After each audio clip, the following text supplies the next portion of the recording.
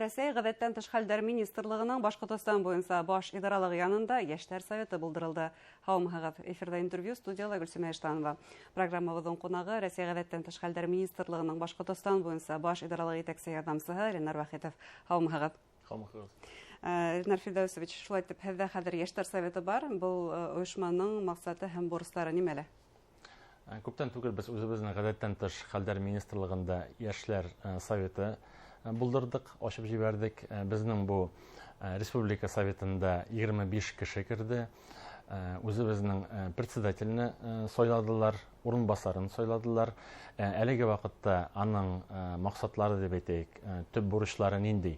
Монда беренчедән патриотик тәрбия һәм тарихны истә калдырып ярдәм итүдә, балаларны укытуда ярдәм итәргә, күрсәтергә, шулай ук яшь хезмәткәрләргә, яңа килгән хезмәткәрләргә монда үзләрен адаптацияга биреп дигәндә ярдәм күрсәтеп, менә шушы яңа килгән хезмәткәрләргә ярдәм бирергә. Һөнәргә һөю тәрбияләү шулай бит. Шулай ук менә алсак бит инде монда профилактик эшне, шулай ук янгынга каршы профилактик эшләрне ярдәм күрсәтергә, мәктәпләрдә, балалар бакчаларында дәресләр, батырлык дәресләре алып барырга ярдәм күрсәтергә дип оештырып җибәрдек.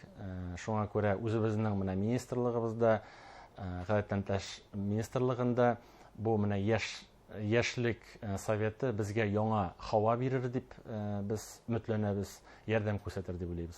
Кемдер инең составына һездә эшләгән яшьләр генәме, әллә мәктәп укучылары, вуз студентларын тәялеп итәһегезме?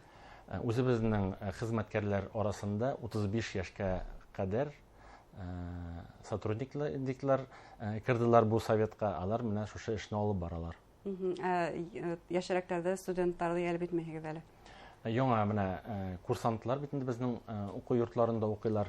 Алар кемдер практика үтә, аларны киләчәктә дип әйтәйек, алар безгә эшкә килгәч, хезмәткә килгәч, безгә менә шушы яшьләр советына керәчәкләр. Һөнәргә тугрылык хаклап эшкә килһәләр, әлбәттә улар да шундый юнәлештә эшләй. Бу Яшьләр советының мөһим бурычларының бере ул коткаручы һөнәрен популярлаштыру дигән шулай бит әлеге вакытта. Әлбәттә, һәрбер малай ул баласагында коткаручы булырга хыяллана, әмма һуңнан бына ошо һөнәргә ия булу өчен нинди сифаттар кирәк? Дөрес әйттегез, бигрәк тә нык дөрес. Менә шушы коткаручы булырга, янгын сүндерүче булырга, шушы хезмәткәрләргә булыр өчен популяризациягә бик ярдәм итер дип уйлыйбыз без. Монда инде бигрәк тә нинди сыйфатлар кирәк? Төп сыйфат кешеләргә, халыкка ярдәм күрсәтергә, бигрәк тә менә бәләге чактан ук кешегә ярдәм күрсәтермен дип уйлаган кешеләрне менә үзебезнең Гадәттән тыш министрлыгына без чакырабыз, чөнки дөресен әйтергә кирәк, кем монда карьера, акча турында гына уйлый, алар бик озакка безнең эштә калмайлар. Шуңа күрә кем ярдәмлек кулын сузарга әзер, алар бездә эшләйләр, хезмәт итәләр. Күңел менән хәлләр димәк бу һөнәрдә. Дөрес әй. Башкаһына килгәндә физик яктан әзерлек, ниндидер тагыла белем.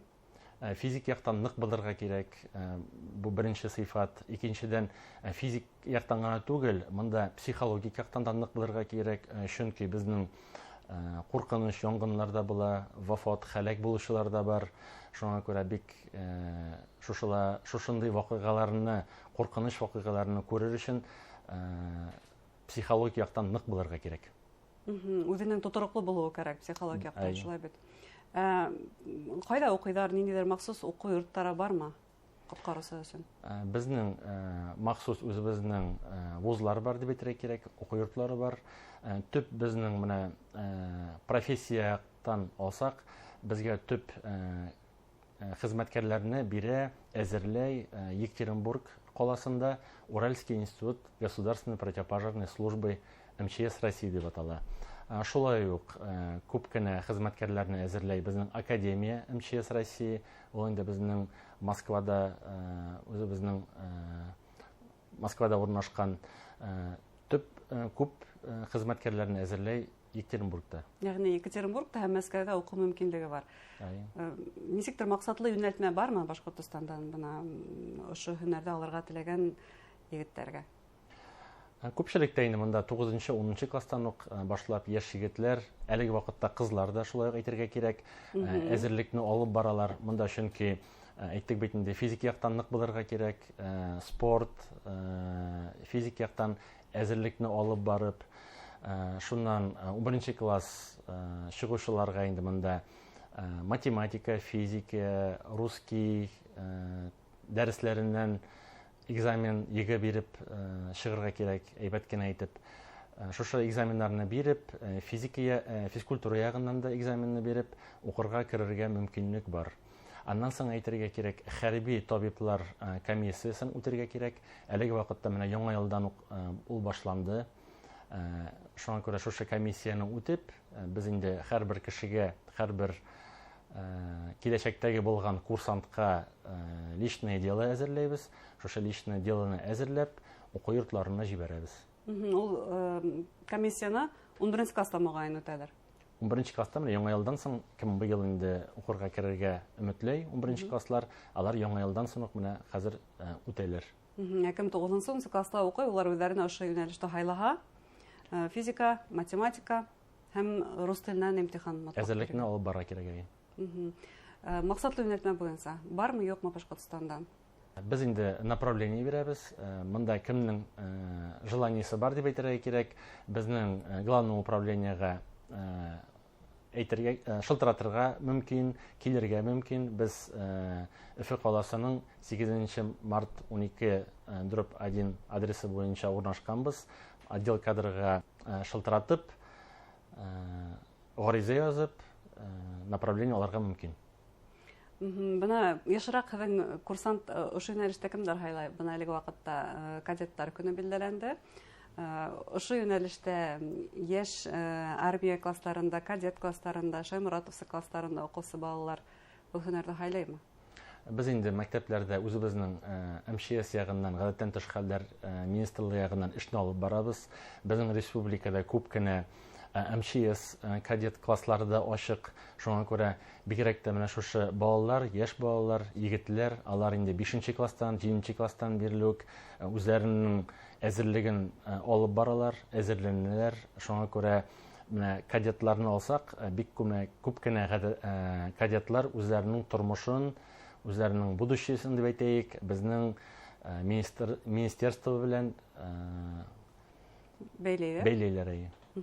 Уку шарттары турында да тагын әйтеп китәгез. Бына әгәр дә 11 класста укучы ошо предметлардан экзамен бирә икән, һәм юнәлешләрнең бере әйтеп хайлай икән, һәм киләчәктә аны нимә көтә? Бына Екатеринбургка я Мәскәүгә укырга инде икән. Укырга кирсә инде монда беренчедән әйтергә кирәк, студент белән курсантның нинди айырмасы бар. Монда без укырга кирсәң бит инде синең хезмәтең бармай, монда беренче көннән үк син ничек укырга керәсең, синең хезмәтең башлана. Шуңа күрә синең стаж служба дип әйтергә кирәк, шушы урнашкан вакыттан ук башлана. 20 елдан соң пенсиягә чыгарга мөмкин. Беренче курстан стаж башлана. Укып чыкканда инде, лейтенант булып чыкканда 5 ел стажың синең уже бар дип әйтсәк була. 15 ел хезмәт иткәннән соң пенсиягә чыгып була. Шуннан соң әйтергә кирәк, монда бит инде безнең государство дип әйтәйек, бөтен бюджетный яктан, акча ягыннан, бөтен яктан карай. Шуңа күрә монда казармада яшәйләр, ашамлыгы да, киеме дә, формасы да, барысы да каралган. Шулай ук монда инде гражданский вузлар белән карасак инде стипендия безнең зур, чөнки безнең хезмәт итә ул, оценкалар әйбәтрәк булса инде, монда средний стипендияны алсак, монда 25 000, 30 000 тирәсенә барып җитә дип әйтергә кирәк. Шулай да бына ошо һөнәрдә хайлау ул күбрәк кемдер өчен ул?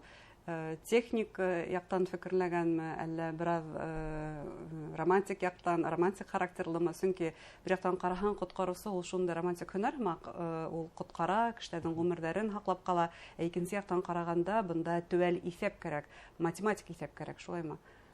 Монда инде әйтсәк, безнең бит инде вуз технический дип әйтергә кирәк. Чөнки монда менә химия, физика, математика күбрәк дип әйтергә кирәк.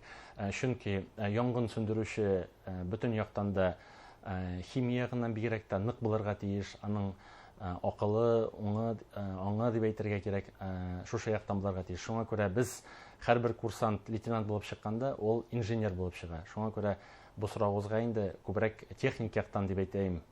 Физик булырга тиеш. Әйе. Лирик түгел, физик булырга тиеш. Шулай да мин лирикта булырга тиештер дигән фикерне якларга теләрнем, чөнки ул сынап та кеше гомерен һаклау өчен ул күңелеңдең асык булуы кирәк, шулай бит. Шулай. Зур рәхмәт һеҙгә, әңгәмәгеҙгә, уңыштар теләгәнегеҙгә. Хөрмәтле тамашасылар, Россия Гадәттән тыш хәлдәр министрлыгының Башҡортостан буйынса баш идаралыҡ етәксе ярҙамсыһы Ленар Вахитов менән һөйләштек. Һау булығыҙ.